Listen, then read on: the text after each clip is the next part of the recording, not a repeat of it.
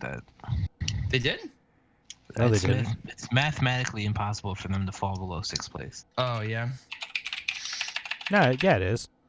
Anyways, whatever. Fair wait, I think Gio's coming back. He said his computer froze. Oh, really? Well, Yeah. we're live now on PMA LCS Twitch. So Okay. That's fine. this is the player of the game interviews for the second match that was tonight. That was versus the Boosted Gorilla Monkeys versus Gimme That Ace, and lost 0-2 to the Boosted Gorilla Monkeys. And with me, I have our players of the game. That was Alistair Moody in Gerg 7 for game number 2. Alistair Moody was MVP for game number 1. So welcome, guys. Thanks for having us. All right, so game number 1. Well, we had a few clown fiestas going on in that game. But what do you guys think was like the biggest factor to you pulling out the victory in game number 1? Grant is just a god Zaya player. Rakan. I play Rakan, dude. Rakan, lol. I've been saying it all split to my team that I think our bottom lane is really good, but in my opinion, they haven't popped off like I think they can. So we're back. Sorry about the inconvenience. My computer did just shut off. Bro, we're live on LCS right now. We're live on both. Hooray! There you go. There we go. But yeah, I really attribute that a lot to the fact that bottom lane got so many solo kills and we're able to kind of just secure that massive lead. And I think the two of them just did so well together and then really steamrolled us in the late game. So game number 2, we saw Fish Baby Bot have a kill participation of, I think it was 17 out of 19. And he also was the sacrificial lamb to keep Gerg 7 alive in the mid lane when Theatrix was ganking, which allowed Gerg 7 to get that double buff. So talk to us about your jungler.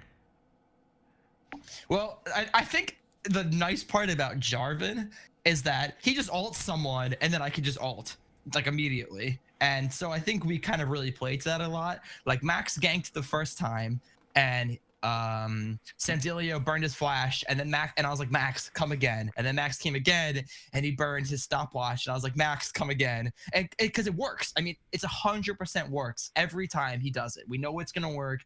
We know he just ults. I throw my ult down on my bombs and we'll get a kill. And I just think Max really played the map well. He's someone that has overall good game knowledge and just has great macro play. So take us through the picks.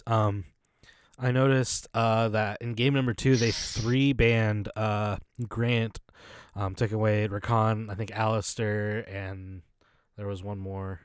Thresh. Right? So was the Blitzcrank pick something that you were super comfortable with, or was it something that you were just like, meh, YOLO, we'll play it, you'll see what happens? PSA, you can't ban me out. All right, good to know. Yeah, I don't know. Do you want to answer on that, Grant? Or I mean, I don't even really know what else to answer. Like, yeah, it's definitely a comfort pick for Grant and something that we know he can do well on. Yeah. So I do have a question. Just speaking about the support in game 1, the option to pick Leona was open. And then with your team count that was already revealed through the first 3-4 picks in Champ Select, why opt for the Rakan over Leona? Are there any benefits of playing Rakan over Leona, or is it just a straight up comfort bit? Are you not comfortable enough on Leona versus the Rakan? No, it's definitely not that. It's right now I'm pretty sure my win rate on Rakan in the PMA LCS is 100. Like I still haven't lost a game on him. I'm super comfortable with him. And if I can play Leona, I've played Leona before, and I just feel like my engage potential on Rakan is just as good as Leona's, in my opinion. And then the fact that I can slip in and out of the fights and sort of like pick my battles, really what kind of makes it a better pick for me. Okay. I had a question. With picking that Blitzcrank, the ADC pickup, and this is just, I guess, for a captain in first A. Since the Blitzcrank was picked up, were you intending to pick up the Vayne as well? Yes. Yeah, 100%. Piper was tilted when they picked Vayne. He wanted Vayne, and then afterwards he was like, "Well, I guess I'll just fucking play Tristana or something." But yeah, that was definitely the plan. He wanted to whip out the spicy Vayne. Yeah, he still did the Thank Korean God, 'cause strats, we'd have the lost. Relic Shield. That Relic Yeah. Shield strat actually helped a lot because Xerath was fucking him down and he couldn't even get past the shield. I'm not gonna lie, I was so mad when they took Vayne. Oh look, it's Wow, Piper. I'm glad Piper joined us for the player of the game interview. Yeah. Yeah. Anyways, so So I think I do have a question for Greg. Being an avid Xerath player and lover, it's do not you a bear think knowing how Xerath works helped you into that matchup? Yeah, I knew going into both of those games that laning phase was going to be rough, just because Xerath can poke so easily more than Ziggs, and it's kind of just a more reliable way to do damage to me. But yeah, I think knowing exactly how Xerath wants to make picks on me helped a lot, and kind of just waiting for Max to come before over aggressing and knowing when my window would be to get the kill. Okay. And did you guys already touch on, since I came in late, did you touch on the sub being on the team? No. Okay, cool. Then that's why I'm glad I'm here. So having Juice Me Mommy in your top lane, what was the idea and like the strategy that you guys had just picking up that top lane at the last minute? What was the strategy in getting him very comfortable and being able to cohese with the team very well? Because even though he's not part of the team, whenever you guys were team fighting, it looked like nothing changed. Like GDA played like BGM played like BGM, regardless of the sub. So what was your idea, like your plan going into this game with the sub top lane? Sean is actually a really, really, really consistent top laner, and he's someone that plays tanks very well, similar to Jimmy. And we met with him before the game, and we told him, we're like, look, man, your role is basically just going to be a tank top lane. We get to team fights, you're just going to be the front line and engage. And he was like, all right, sounds good to me. And we just got in the game, and I mean, exactly as you said, he just meshed well with us. He was listening to the calls. He would go in when we asked him to go in. And serious shout out to him. It really helped a lot knowing that we could have someone as consistent as Jimmy to be that rock in the top lane. Yeah, he played really well. Also, shout out to Big Dick Jimmy for watching the whole stream. Bro, we played a game before to test Jimmy's internet. So first off, he decides to go Alistar top, classic. So he in the middle of the game, he realizes his ping isn't going to be good enough to play. So he just decides to int the rest of the game. So there we go. Yep. Big Dick Jimmy, everybody. Strategies. God, what a guy. I love Expect the Big Dick Alistar Jimmy. mid next week, Pooh. It's coming, baby. So just to kind of wrap it up here, Greg, with this win, your team is now in first place over Bear, who ended up tying tonight, and HVG, who ended up getting 2-0'd yesterday. Who do you think is your biggest competition moving forward looking forward to the playoffs here? I think it's hands down We Are Rhino. I think they're, in my opinion, probably top 2 team. And I think they're a team that, as far as lane matchups go, they would give us the most problems. But I mean, Pooh is strong too. But yeah, I think We Are Rhino are the ones that I think we're most worried about. Okay, I got a question, I guess, similar to that.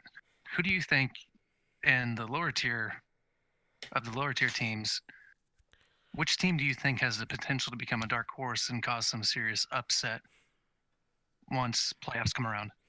I think there's 2 teams that stick out to me like that. I think Gerg 5 with Stevan is a team that you wouldn't expect them to take a game off you, but they've actually been playing really well. And a big Anime Titties as well is another team that kind of same situation. They have strong individual players, but they just kind of haven't put it together yet. But I could see them taking a game off of the higher tier teams. I mean, they took a game off of Pooh before, so those are the two teams I think to watch out for. Yeah, and HVG, right? I think honestly, anybody but Los Spanish Torpedoes. I mean, they're anybody but that. We hate you, What's with Julio, that? for reasons we've already stated And earlier. Rob. This was Rob's here. No, especially Julio, though. You got to read our group chat. But I think that's the thing that I'm most excited for the rest of the split is just how close the playoff race is going to be. I mean, now with GDA taking that 0-2, it's pretty much open for grabs, that 6th spot. I mean, anybody can get it now. You've got the 4 teams right behind GDA. Even we can get it. Yeah. You've got the 4 teams behind GDA who still have not played their match this week. You know, any team that takes a 2-0 is now either 1 or 2 points behind GDA. Or even Gurk 5 or Big Anime Titties who win, you know, could either jump up to that 6th place or be tied or even 1 point behind. So you've got the bottom 5 teams who still mathematically possible to make that playoff spot. So, I mean, even Riches Provoked, who, if they get 2-0'd the next 2 weeks, it's possible for them to not even make the playoffs. So you've got a pretty close race down there between 5th and 9th place. All right, so I don't know if we have any questions from chat. I'm also not currently looking at the PMA LCS page. I probably should do that now that I think about it. Yeah. Chat. Give us questions, chat. She is just full of Piper. Yeah, I saw that. I'm currently looking at that. Just ignore whatever Piper says. Well, he's saying, can I please talk about he picked Alistair top against the Lowy. He built Frozen Mallet. He did do that. That's true. And now you're commenting on the other page as well. Yeah, you're just commenting on both pages. Yuck. Anyways, so, well, seeing as we don't really have a whole lot going on in chat, I think we're going to call it here tonight. Congratulations again on that 2-0 victory over GDA. Did I get first blood with Relic Shield? No, you didn't get it with a Relic Shield. You got it with... Again, Piper only got first blood because a Blitzcrank hook was landed. A lot of Blitzcrank hooks were landed. Yeah. Anyways. I wouldn't say a lot, but you know. Yeah, the 2-0 win. Support. 2-0 win for them. Yeah. It's okay, Piper. Geo keeps me humble. He knocks me down. That's what coaching is about, man. All right, so congratulations on that. You guys are, I think, the first to qualify for the playoffs. So definitely locked in your spot now. At least moving on. Who knows what your seating is going to be, but you're at least going to be there.